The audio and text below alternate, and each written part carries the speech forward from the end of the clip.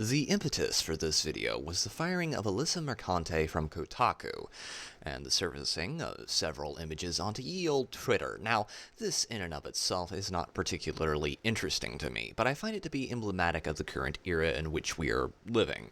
Many people I respect in recent months have been trumpeting forth that the end of wokery is nigh, and that we will all be wandering through woke-free franchise fields like Maximus at the end of Gladiator. I do not believe this to be true. I wish it were, but I do not believe it is. For the last decade and change, the internet public, as I like to term it, has come to grasp with the existence of the cultural Marxist subversion of media, entertainment, and academia. They have pushed back against first the SJWs and the first Gamergates, and then DEI pushers in general, and now I suppose Bridge. But we will get into that later. This is just people becoming aware of DEI wokery and whatnot and going, hey, that's a problem.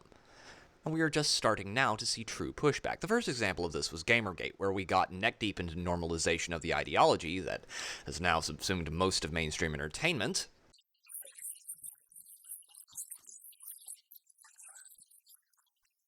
After that, it was the pushback against the murder of beloved film franchises, and most recently we had Gamergate 2 Electric Boogaloo, which involved the uncovering of the narrative consultation firms, with the likes of Sweet Baby Inc., Black Girl Gamers, and a plethora of others who spent decades pushing their profligate pinko propaganda with virtually no pushback until relatively recently.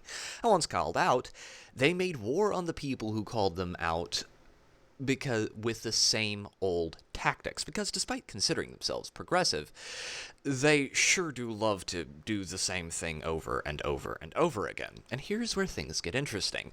The problem with toting out those old tactics was that people knew how to counter them, and the result of that was that the progressives actually, for the first time in a long while, lost ground.